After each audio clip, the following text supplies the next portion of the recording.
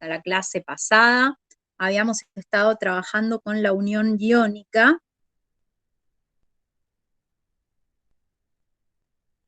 diciendo que es la unión entre iones, ¿sí? Y la justificación la estábamos basando en energía de ionización y en afinidad electrónica, ¿sí?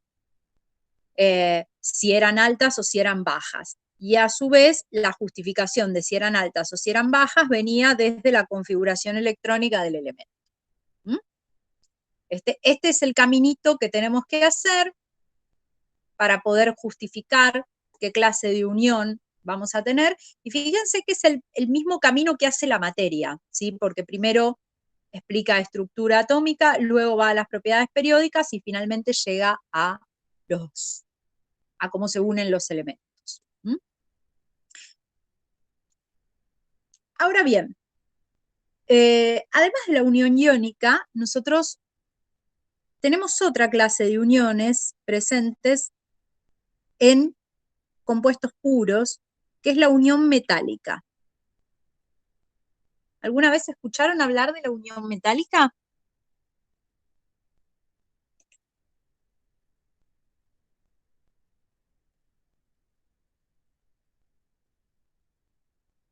Bien.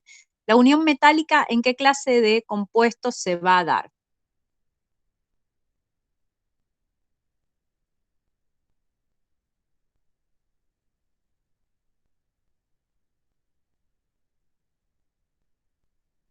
Se va a dar en metales, ¿sí?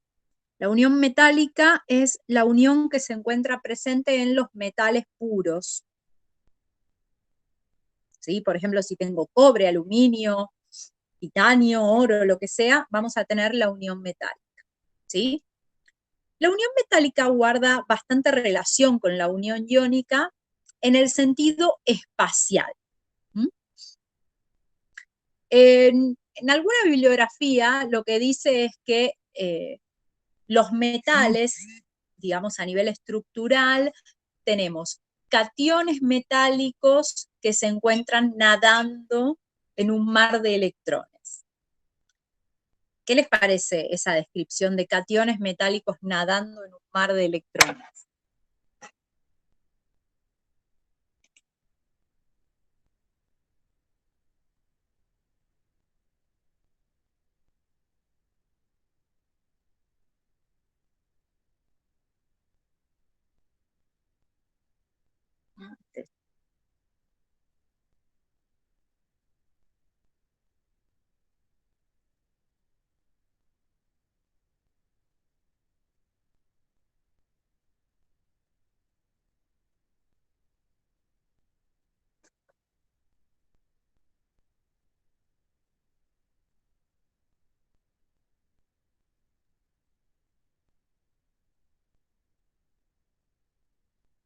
¿Qué opinan de eso, de esa frase?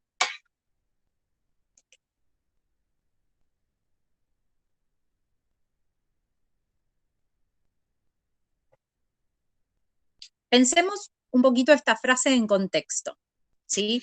Los metales, ¿sí? Los metales, como tal, suelen ser sólidos, líquidos o gaseosos a la temperatura ambiente. Suelen ser sólidos. ¿Conocemos algún metal que sea líquido a temperatura ambiente?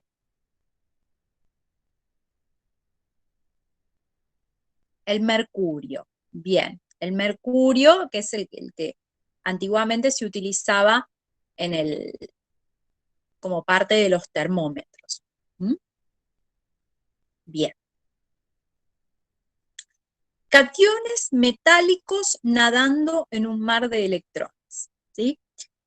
Mayormente, si vamos a poner así, mayormente los metales son sólidos, ¿sí? Entonces, en el estado sólido, recordemos, en el estado sólido, ¿Las partículas elementales se mueven con libertad? Bien. No hay, en el estado sólido,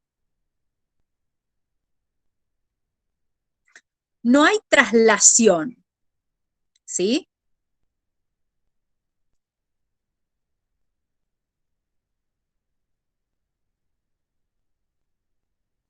¿Sí? Significa, si no hay traslación de átomos o iones, significa que no se pueden mover con libertad.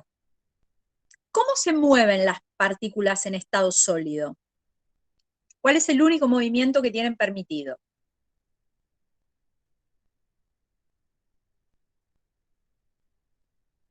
La vibración. Muy bien. Hay movimientos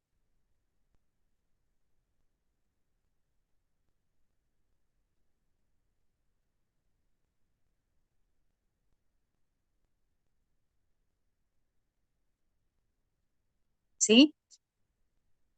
Vibran en el lugar, ¿sí? No se mueven de un lugar al otro. Bien. Entonces ahora vuelvo, ahora que recordamos y pusimos en contexto qué significa, ¿sí? Los metales mayormente son sólidos, cómo se ubican, entre comillas, en el estado sólido los átomos o los iones. Volvemos. Cationes metálicos nadando en un mar de electrones. ¿A qué les suena a eso? Respecto de lo que acabamos de ver.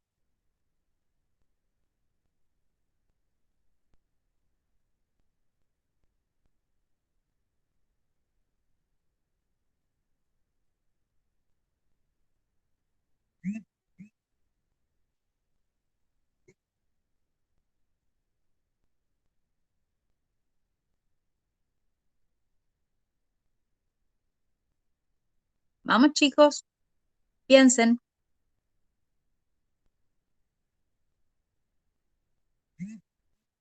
Más fácil, ¿sí? Más fácil. Piensa en lo fácil.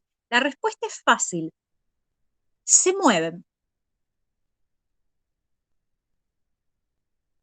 Se mueven. Si algo nada, ¿está quieto? No. Bien. ¿Y se pueden mover los átomos o iones en el estado sólido?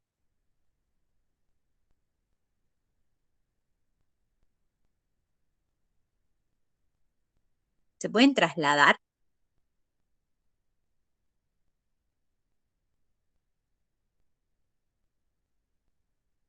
No, no hay traslación, ¿sí?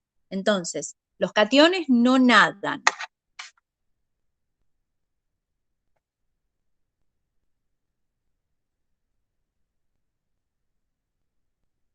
¿sí?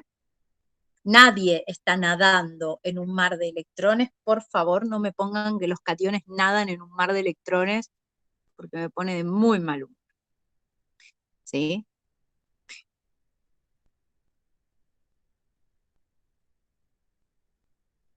En el estado sólido, los metales forman una red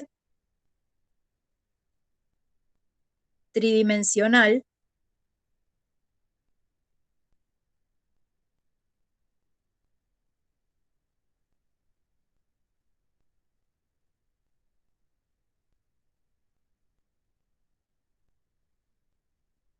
eh, sí, el tema del mar de electrones es polémico, porque justamente ahí es donde está la clave.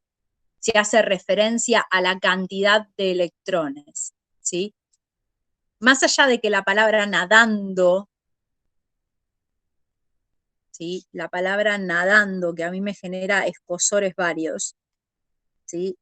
La palabra nadando es poco feliz porque no hay traslación, ¿sí? El tema de en un mar de electrones se puede confundir con el hecho de de que los metales liberan todos sus electrones, ¿sí? Que tengo núcleos nadando en un mar de electrones. Y en realidad no es así, no tenemos núcleos de atómicos nadando en mares de electrones. Lo que tenemos es una red tridimensional similar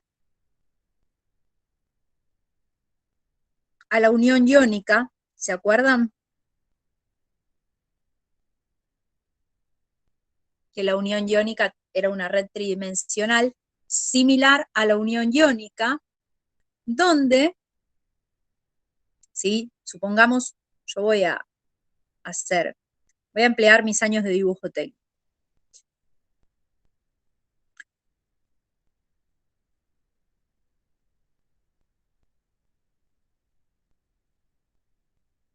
¿Sí? Que para esto tenemos el dibujo técnico y es extremadamente importante. Bien. Tenemos ahí un cubo, ¿sí?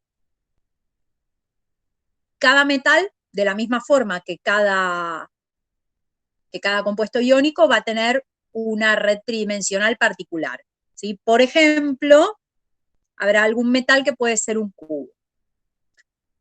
En los vértices del poliedro vamos a tener el catión.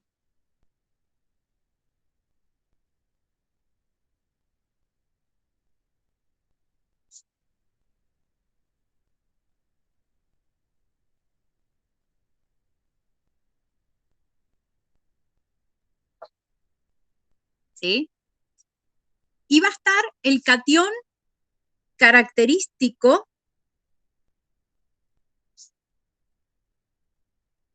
de ese elemento.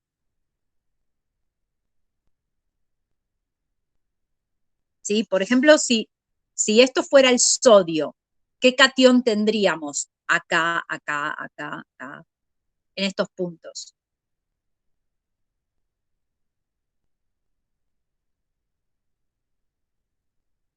Si el metal fuera el sodio.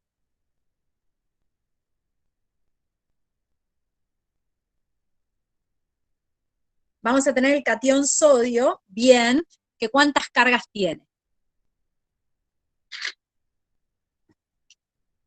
Más 1, exactamente. Vamos a tener el catión sodio monopositivo en los vértices del poliedro, ¿sí? Y en el espacio interior, ¿sí? En todo este espacio, piensen que esta es una red muy grande, en el espacio libre, comillas, ahí vamos a tener a los electrones, ¿sí? Que se van a mover libremente, ¿sí? Entonces, por acá puedo tener un electrón, acá puedo tener otro electrón, acá habrá otro electrón, ¿sí? Voy a tener un electrón por cada catión sodio, ¿sí? Entonces, si este metal fuera sodio, el catión sería sodio más. Y habría un electrón por cada catión.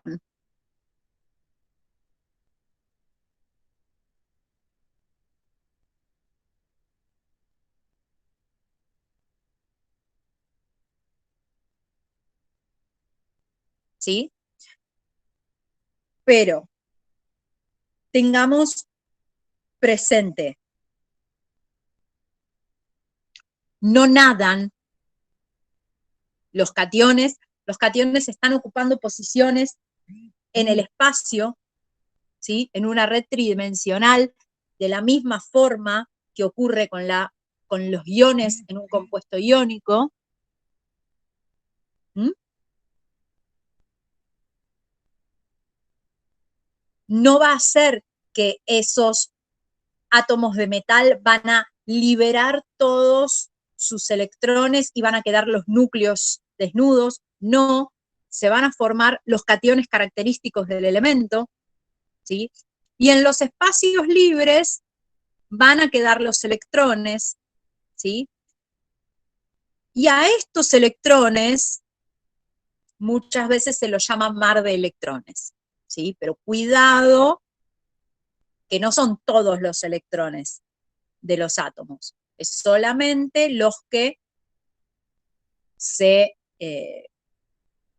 remueven del átomo para formar el catión. ¿Está bien?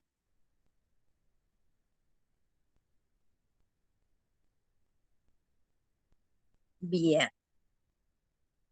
Por favor, no me digan núcleos nadando en un mar de electrones, porque me hace mal.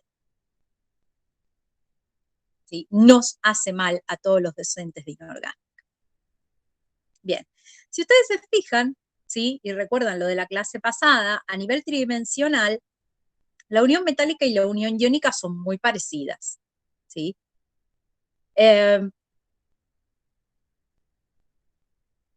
Por eso es que se analizan juntos estos compuestos.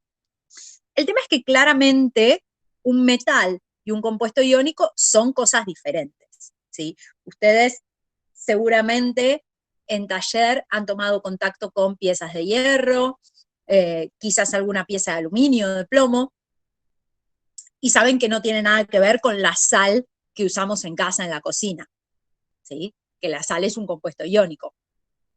Se dan cuenta de la diferencia, ¿no? O sea, ¿sí? Son diferencias notorias. Y esas diferencias notorias es lo que nos permite diferenciarlos, la unión metálica de la unión iónica, y empezar a caracterizar un poquito a estos compuestos respecto de temperaturas de fusión, temperaturas de ebullición, o sea, en general, cambios de estado, y solubilidades, ¿sí? Entonces, vamos a empezar a trabajar con eso. ¿Alguna consulta de unión metálica o algo que haya quedado de la clase pasada de unión iónica? Porque yo voy a usar lo que conversamos la clase pasada, ¿sí? Si hay algo que no quedó claro,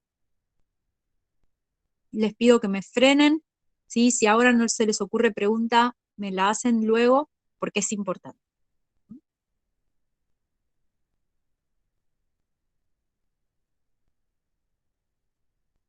¿Sí? Empecemos intuitivamente.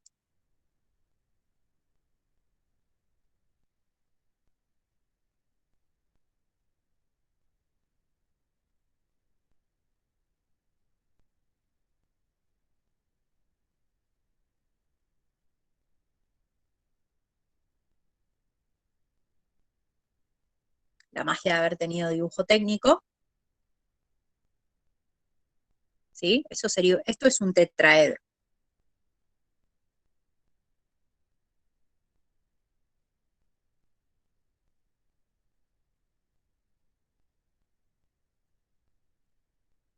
Y acá está otro tetraedro dibujado un poquito mejor.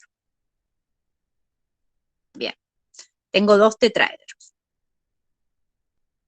En este caso voy a tener, a ver, quiero tener cloruro cuproso.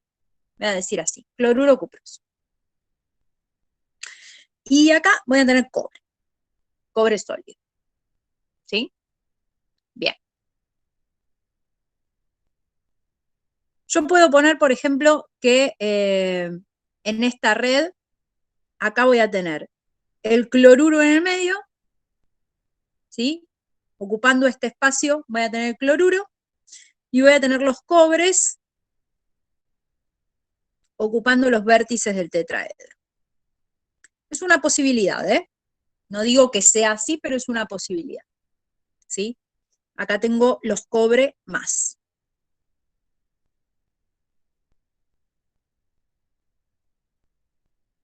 ¿Mm? Bien. Y acá tengo el metal cobre. ¿Mm?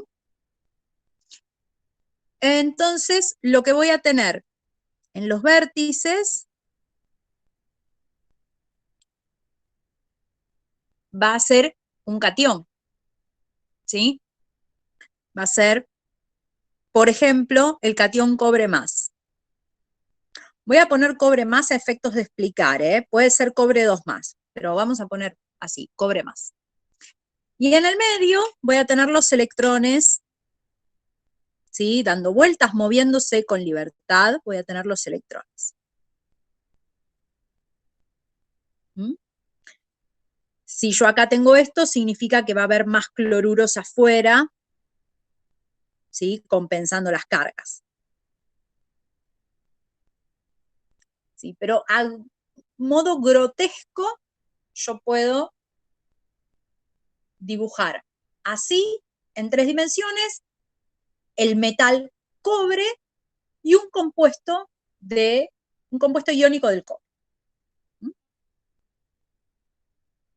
Bien.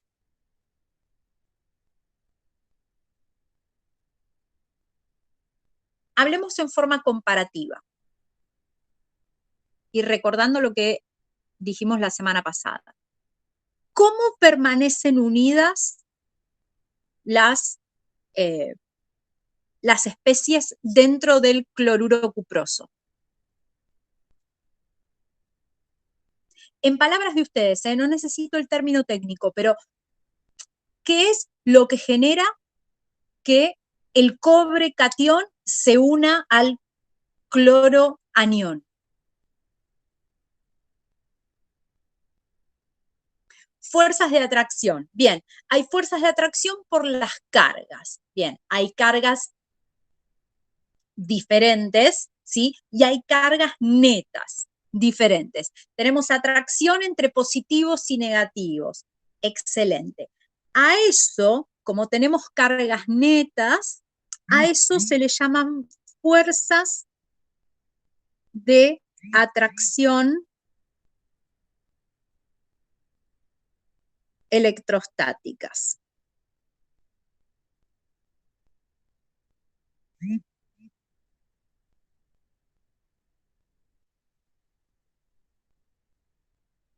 Bien. Acá,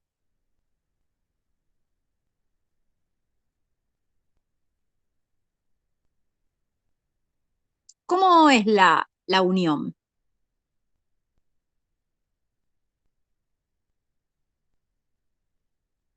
Va a ser parecido, sí, va a ser parecido. Va a ser parecido. Porque tengo cationes envueltos en este mar de electrones, ¿sí? En estos electrones que se mueven libremente. Bien.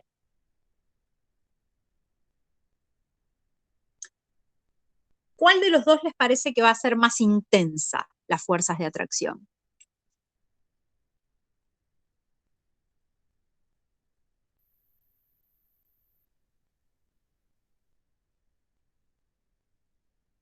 No, no tengo núcleos nadando en un mar de electrones. No me digan que tengo núcleos nadando en un mar de electrones porque me hace mal.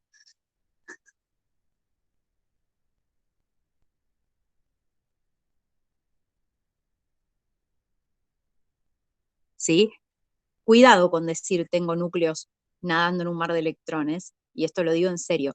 Decir tengo núcleos significa que el átomo perdió todos sus electrones. Y esto no pasa, no pasa.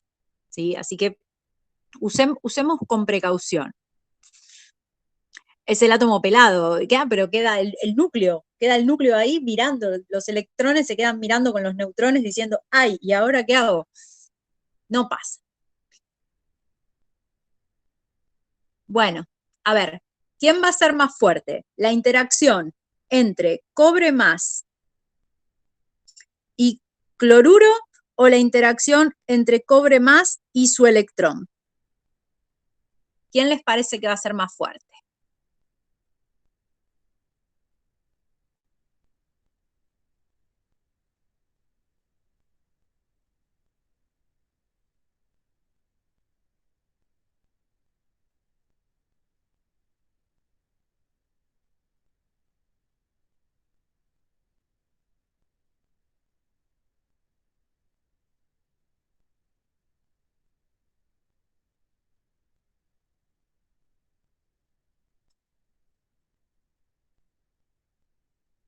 Bueno, posibilidades hay tres. Que este sea más fuerte, que este sea más fuerte o que sean iguales. ¿Sí? Son tres posibilidades. Este más grande o iguales. No hay tercera posibilidad. ¿Sí? Entonces empecemos a disgregar un poquito. A ver si podemos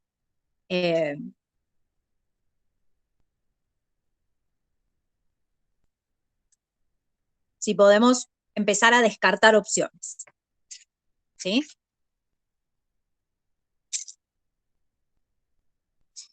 Sí. Bueno. Empecemos. ¿Serán iguales las fuerzas de atracción?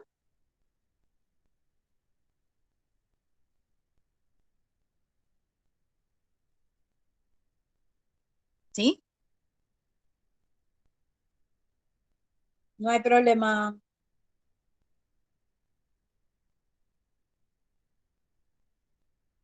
Bien. ¿Serán iguales?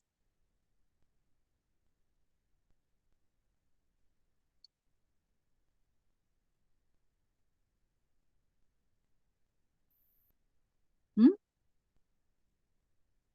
Pensemos la parte positiva. ¿Cobre y cobre son iguales? ¿Catión cobre más? ¿Son iguales? Sí. Bien. ¿Cloruro y electrón son lo mismo? ¿Tener un cloruro que tener un electrón? No. Bien. Iguales no pueden ser. Iguales no pueden ser. ¿Sí? Y no pueden ser porque un cloruro es diferente de un electrón. ¿Sí? Entonces, esa es la primera parte que podemos empezar a pensar. ¿Mm?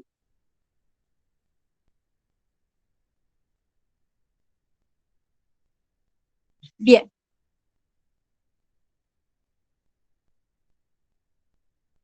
Lo segundo que tengo que pensar es, bueno, ¿cuál es más grande? Que es la pregunta. Cobre y cloruro, catión cuproso y electrón. ¿Mm? Para poder pensar esto, lo que yo tengo es que meterme un poquito más a analizar qué es lo que pasa al interior de estas uniones. ¿Mm?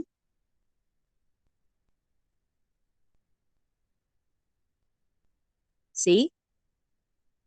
¿Se acuerdan de propiedades periódicas? Bien.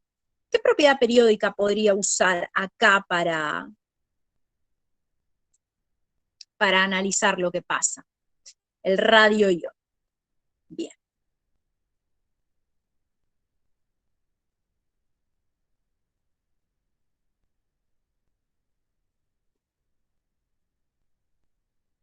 El radio ion. ¿Quién va a tener mayor radio? ¿El cloruro o el electrón?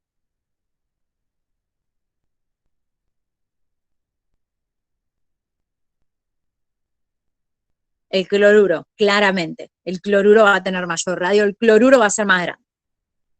¿Sí? El cloruro va a ser más grande.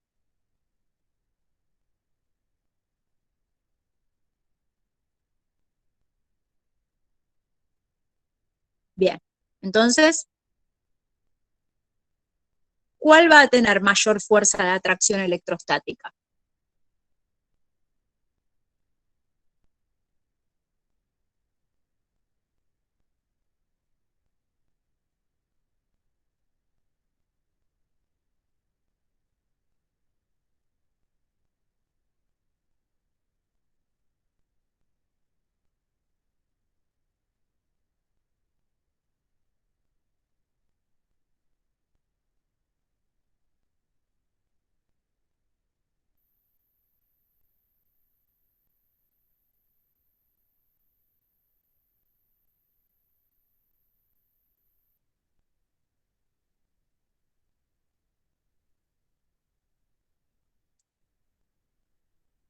hay una propiedad que es la fuerza electrostática. La fuerza electrostática es un vector, ¿sí? Que tiene una fórmula que es la constante por la carga de un ion multiplicado por la carga del otro ion dividido la distancia elevado al cuadrado. ¿Sí? K es una constante, pero sería Q1 es la carga de un ion, Q2 es igual a la carga del segundo ion, D es la distancia que los separa.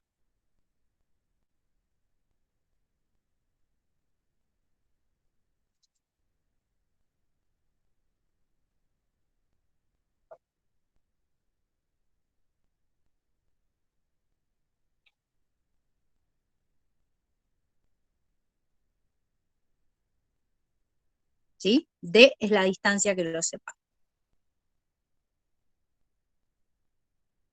Bien, si yo hago esta fórmula aplicada, está en pantalla la fórmula.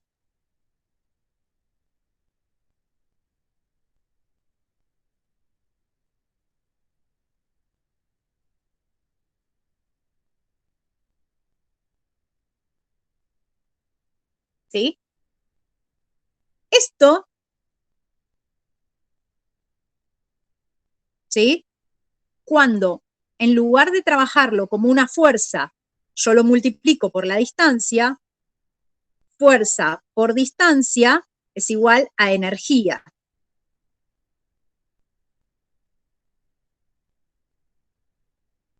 Aplicado a enlaces químicos sería la energía del enlace.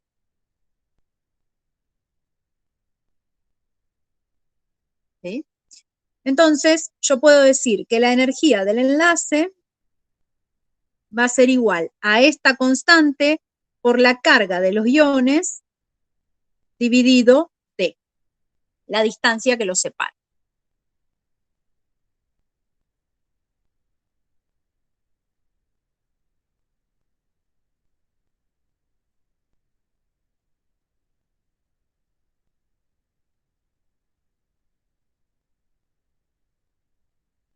¿Hasta acá me siguieron?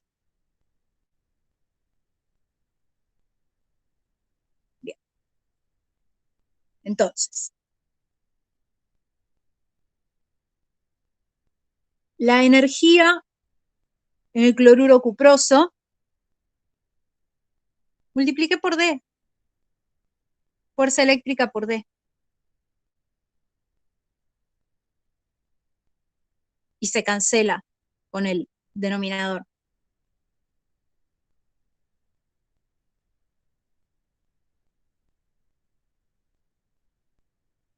¿Mm? Bien, entonces la energía en el cloruro cuproso va a ser la constante por la carga del cobre, que ¿cuánto es?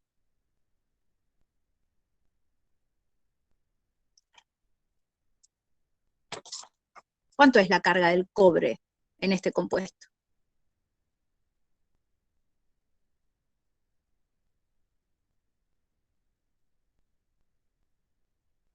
Bien, sería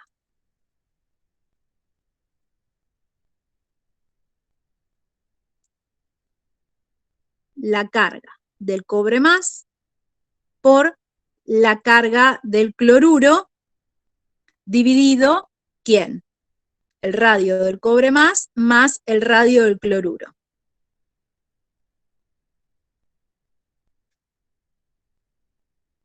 Que es la distancia que los separa, los radios. ¿No? La energía en el cobre metálico va a ser igual a la constante por la carga del cobre metálico por la carga del electrón dividido radio del cobre más el radio del electrón.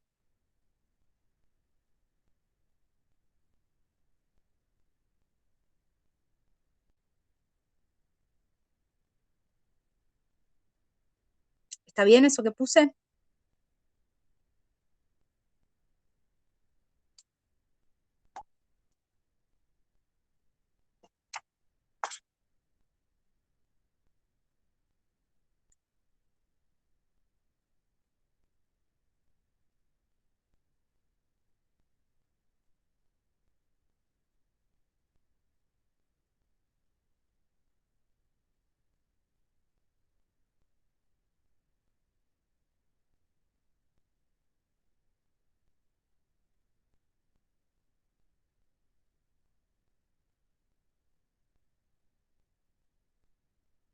Perdón, que no leí una pregunta. Y no sé qué opinan ustedes.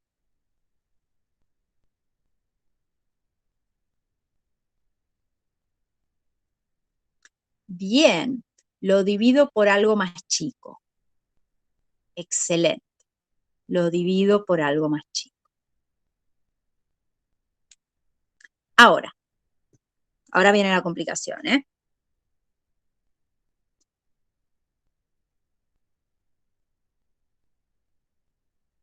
Ahora viene la complicación.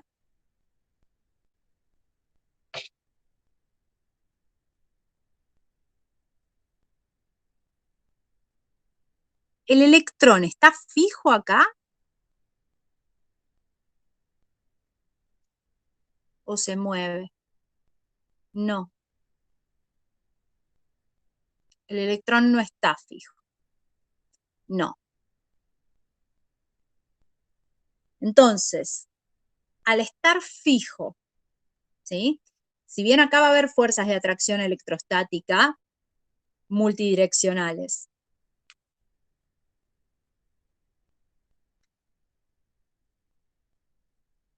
este cristal que tengo acá, ¿se va a poder deformar?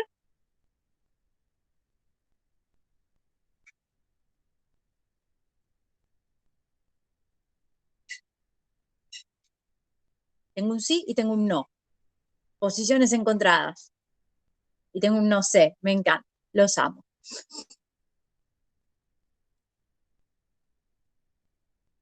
Voy a dibujar.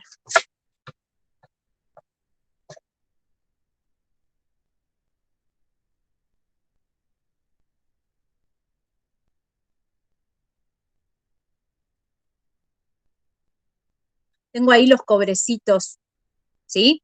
Los electrones se mueven, ¿sí? Supónganse que los electrones se mueven hacia lo que sería mi izquierda.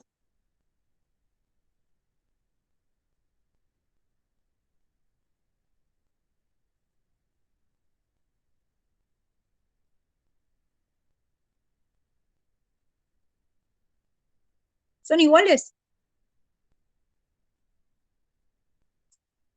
¿Son iguales? No. No. Esta es la explicación de la ductilidad de los metales.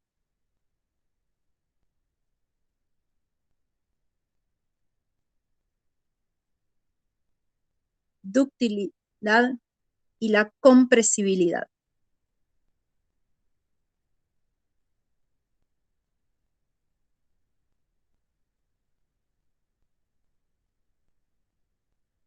El cobre, el hierro, todos los metales tienen las mismas características, porque todos los metales al interior van a ser una red tridimensional de cationes, del catión usual del elemento, ¿m?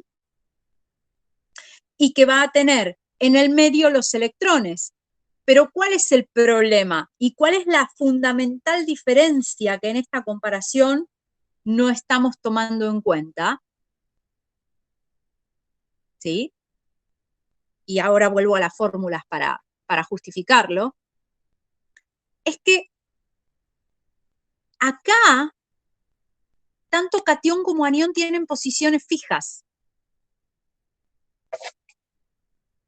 Acá, los cationes tienen posiciones fijas. ¿Los electrones están fijos? No.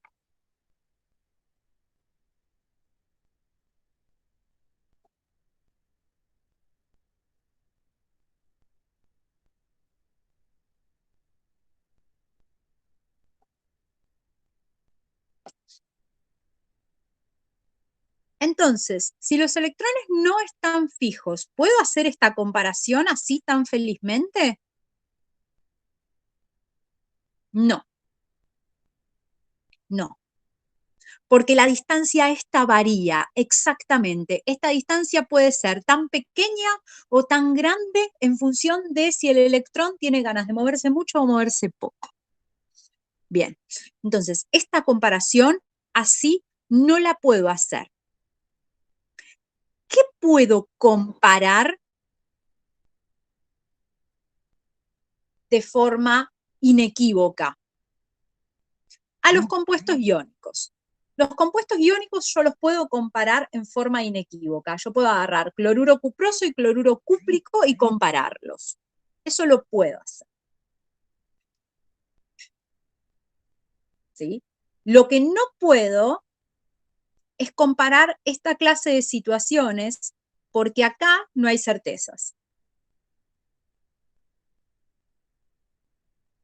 ¿Sí?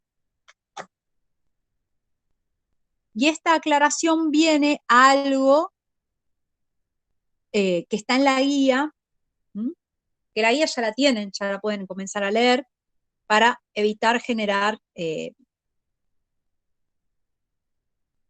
confusión, ¿sí?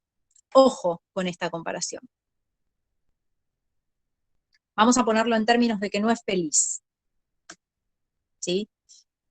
Ahora, si la distancia se puede hacer todo lo grande que yo quiera, ¿qué energía va a ser la más grande?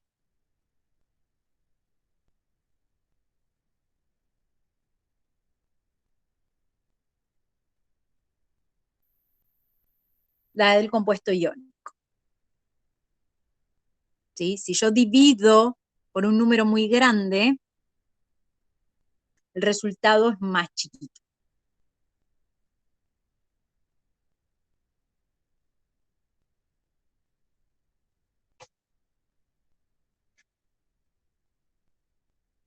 ¿Se entendió eso último que acabo de decir? Porque creo que en el chat dice esta otra cosa.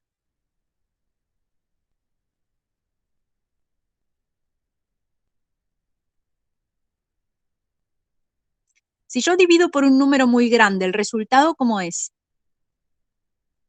¿Más grande o más pequeño? Más pequeño. Bueno, entonces existe la posibilidad de acá hacer una división por un número más grande. ¿Mm? Por ese motivo es que muchas veces las temperaturas de cambio de estado de los metales puros son más pequeñas que las temperaturas de los compuestos iónicos de esos mismos metales. ¿Mm? Vamos a empezar a relacionar esto de las energías con lo que pasa con los puntos de fusión y de ebullición. ¿Sí? Si yo tengo un sólido, el sólido va a pasar a estado líquido, aumentando la temperatura, y va a pasar eventualmente al estado gaseoso, también aumentando la temperatura. De forma inversa, si la temperatura disminuye, voy a tener esto que está acá, y de la misma forma tengo la posibilidad que de sólido pase a gas o que de gas pase a sólido. ¿Se acuerdan los cambios de estado? ¿Sí? Nos acordamos de cambios de estado. Bien, entonces, empecemos a pensar los cambios de estado en términos moleculares. Yo tengo un cristal,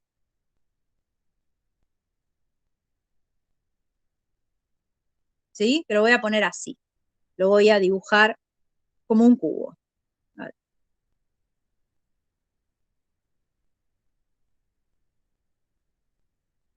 Yo tengo mi cristal. Bien. A este cristal lo caliento, ¿sí? Aumenta la temperatura. ¿Permanece así como cristal? ¿Qué piensan ustedes? ¿Permanece así como cristal?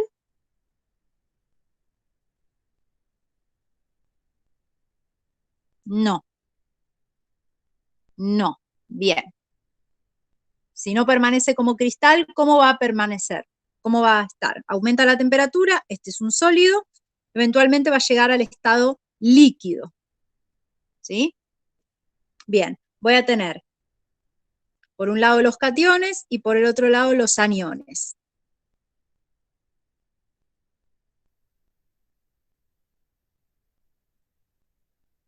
Van a seguir estando cerca, ¿sí?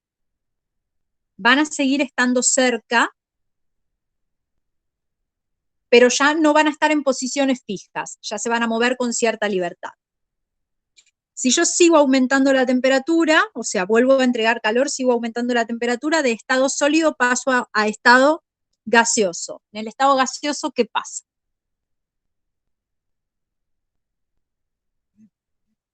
¿Van a permanecer así?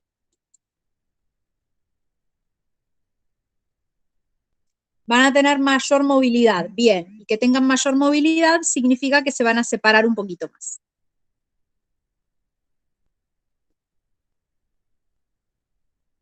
¿Sí? O sea que en definitiva, ¿sí? Acá teníamos posiciones fijas, acá tenemos, ¿sí? Acá tenemos posiciones fijas.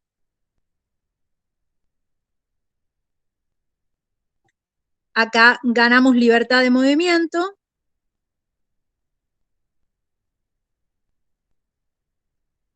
Y acá tenemos movimientos libres. ¿Sí? Los gases se pueden mover libremente. Bien.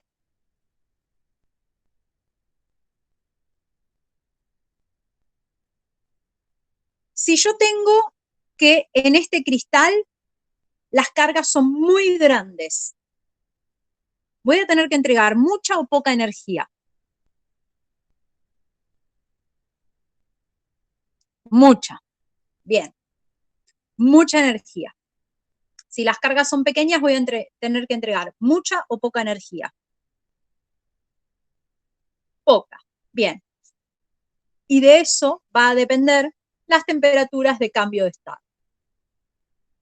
Si yo tengo un cristal iónico, a la energía de enlace tiene un nombre particular y se llama energía reticular. ¿Sí? La energía reticular es la energía del enlace iónico. Tiene exactamente la misma fórmula que antes, es la constante por la carga del catión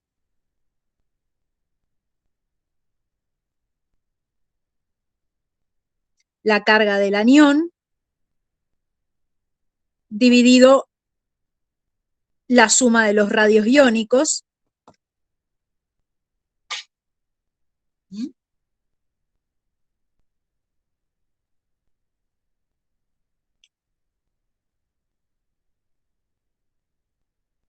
Entonces, cuanto más grandes sean los radios, la energía disminuye. Pero cuanto más grandes sean las cargas, las energías aumentan. ¿Sí? Entonces, ¿de qué depende la energía en un enlace iónico? ¿Depende nada más de los radios? ¿Depende nada más de las cargas?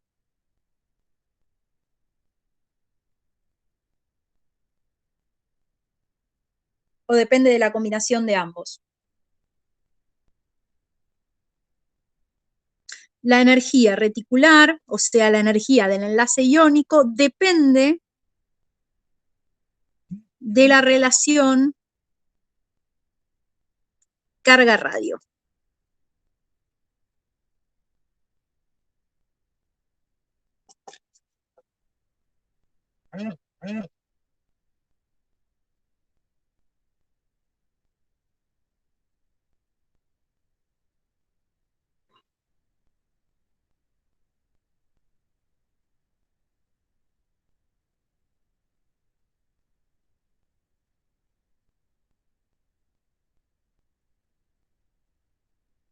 energía de enlace, ¿sí? Y que la energía de enlace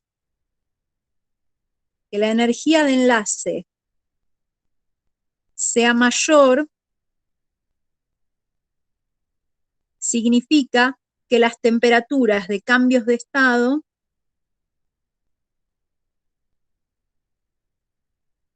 serán mayores.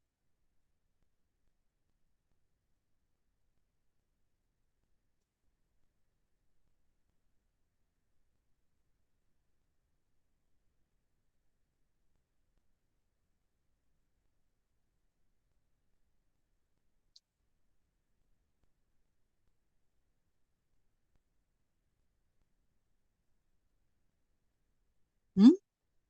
Que la energía de enlace sea mayor significa que las temperaturas de cambios de estado serán mayores, ¿sí?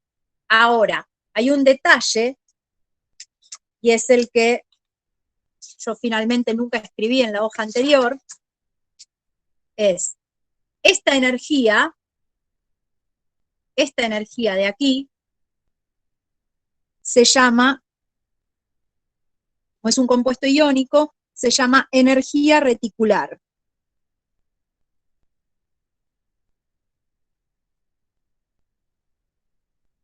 Y esta energía de aquí se llama energía metálica.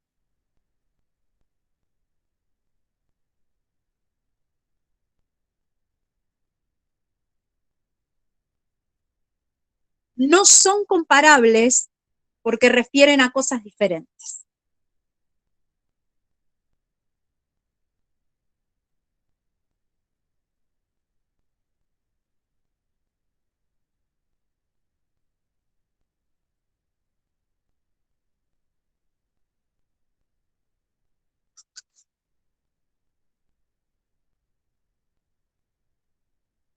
¿Preguntas, dudas, consultas?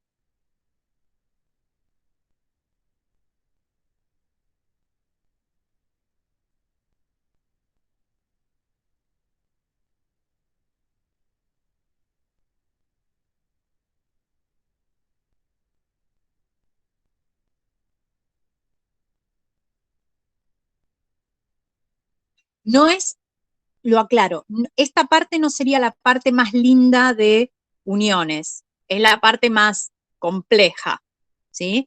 Lleva un tiempo de elaboración, no se preocupen. ¿Mm? Pero lo que vamos a hacer, justamente porque lleva un tiempo de elaboración, es, vamos a dejar una breve ejercitación que la vamos a compartir la semana que viene, ¿sí? Tienen toda la semana para hacerlo.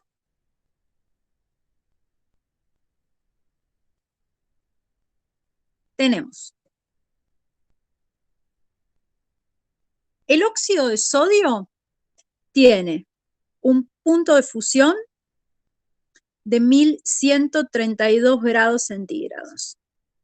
El óxido de magnesio tiene un punto de fusión de 2852 grados centígrados. El sodio tiene un punto de fusión de 98 grados centígrados. El magnesio tiene un punto de fusión de 650 grados centígrados. ¿Sí?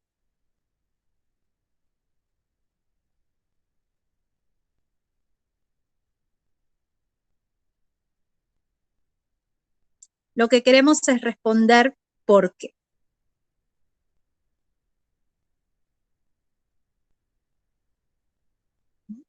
Que se responde aplicando la fórmula de energía de enlace que vimos recién.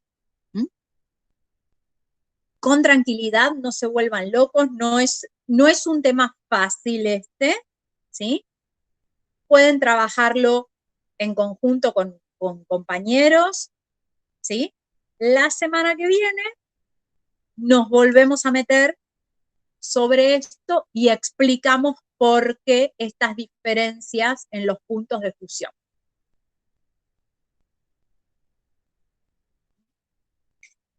¿Alguna pregunta hasta acá?